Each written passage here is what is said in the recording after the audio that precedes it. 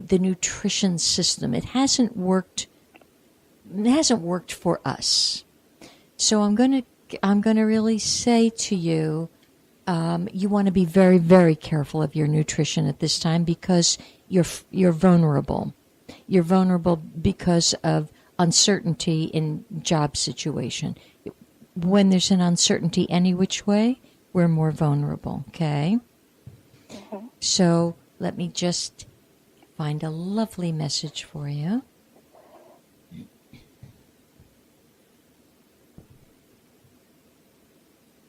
Mm-hmm.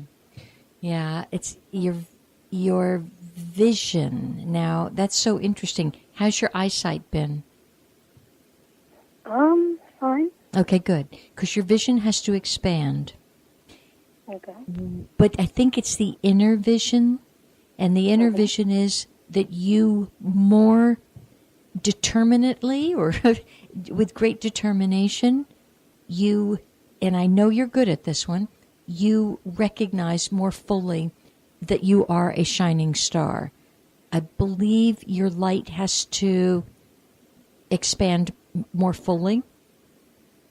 So that could be that your job search has to expand a bit. Okay. And you're going to, it will be beneficial to adapt more of a crusader-like energy. And have you been meditating? No. Not Good. recently. Excellent. I'm so delighted to hear that because I was going to tell you have to stop. Okay. I guess I got the message early. Yes, you did. Yes, you did. Now, why would I tell anyone to stop meditating? Because I know there's many who are listening that meditate. In meditation, we're still seeking something. And it's almost that prayer asking a God out there somewhere to do something.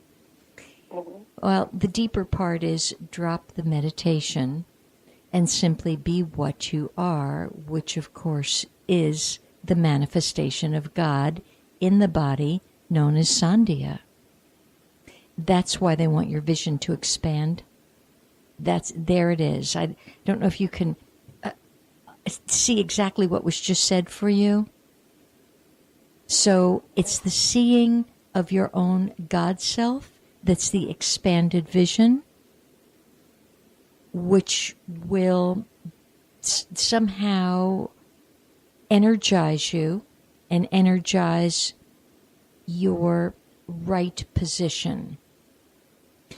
The idea of searching for a job, you even have to give that up, because in an expanded vision, you're already one with your perfect career and job. Okay. That's interesting because I had two conversations on Friday and both of them were brought to me. It's not something I went looking for. Okay, good. Okay. And now we're under a retrograde Venus. And we're also going into the shadow side of a retrograde Mercury. So it's a little tricky dance right now. But mostly it's tricky for people who haven't let go. So once again, the more we drop it, the easier it is. So all beliefs about anything. I want that kind of position. I need to be here. I need to be there. Because the essence of you, the real essence, the manifestation of the God force, it doesn't know what you're talking about. It sounds crazy. You know, we've been taught to pray for something. That's what's crazy. So it's more simply remembering that it's only the thoughts that are going to hold you back. They're showing me, just in your special case, although I do suspect it applies to me and everyone listening, it takes more energy to hold ourselves closed than to let new ideas flow to you. And because of that powerful new moon that we are on the cusp of, you really do have the opportunity to flow more easily. Okay. And a little lovely message, please allow yourself to take up more space in the world. In other words, open yourself up, because that is illuminating the world. Okay. Yeah, I've been keeping to myself. You're absolutely right, and that's not me. Mm-hmm. Yeah. It was a very... Do you remember, Sandhya, in any of your charts where one of the cardinal points are, whether it be Aries, Libra, or Cancer, Capricorn? I do not. Okay, I don't either. It's been a while. Once in a while I get a flash of, that's where it was, but I just don't. What did you remember your rising sign? No, I do not. Okay. Oh, okay then. Then you have to just be on the illumination trail without. I always left that up to you, I guess. And of course, I would run and get the paperwork and then be smart. Yeah, I like this new moon for you very much, Sandhya. Okay. Very much. Okay. Now remember, we're in a year of new beginnings. Mm-hmm. We're in a year where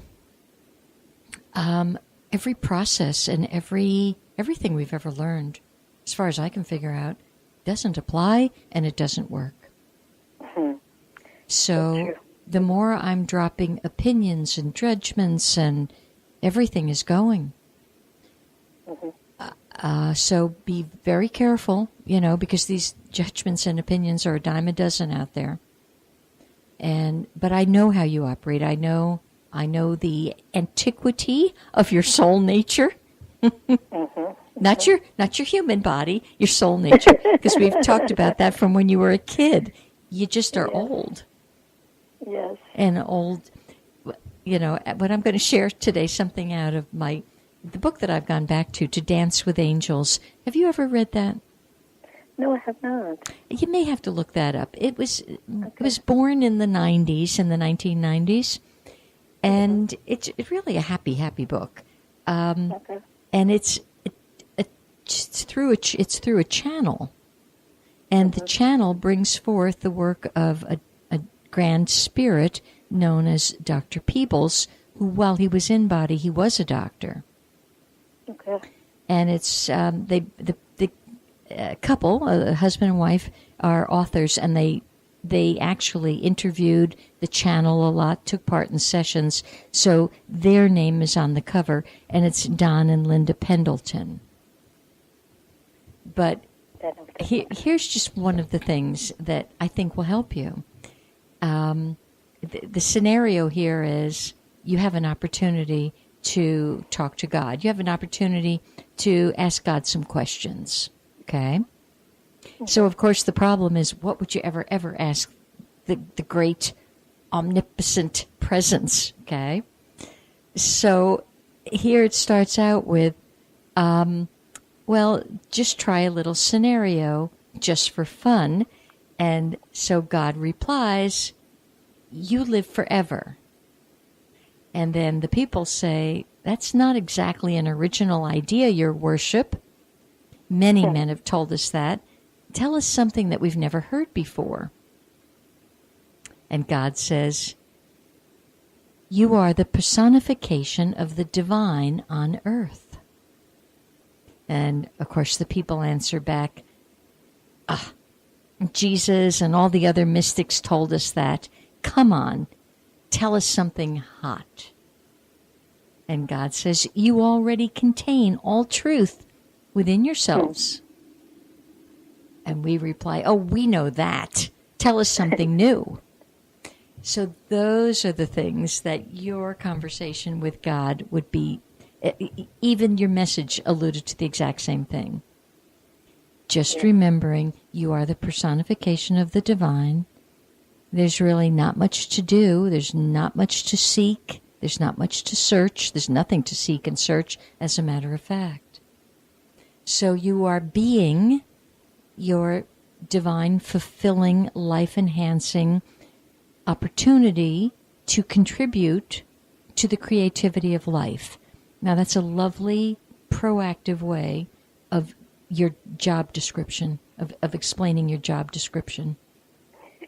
I think I should put that on my resume, maybe. I think you should.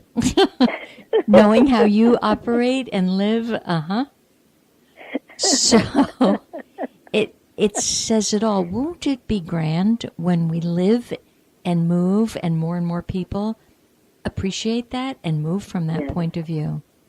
Absolutely. Yeah. So don't get attached to anything right now, okay?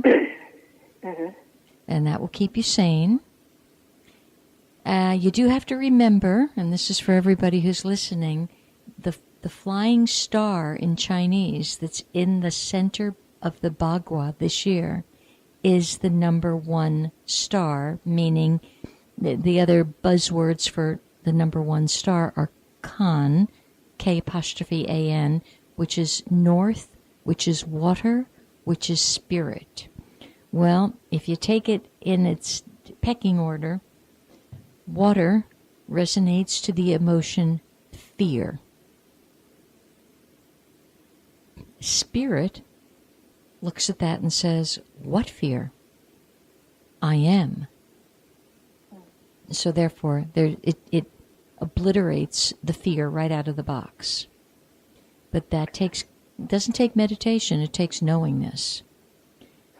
And I believe as we just live and breathe in the knowingness, you begin to catch yourself more quickly every day with, let it go, because, Yes. Makes sense? Absolutely. Okay. But like you said, we're all impatient. After 3 months, I'm like, okay, let's get this show on the road. Yep, it's time now. Well, look I say that, but I would tell you there is no such thing as time. So it would appear that it's in divine order. There'd be no reason why it can't manifest now.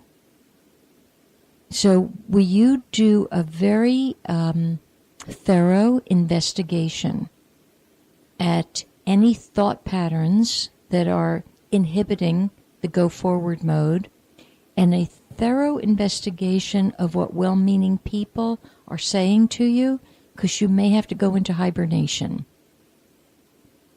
I have been hibernating, actually, for that reason. Good, because well-meaning people are going to say, "Oh, you haven't gotten that yet?"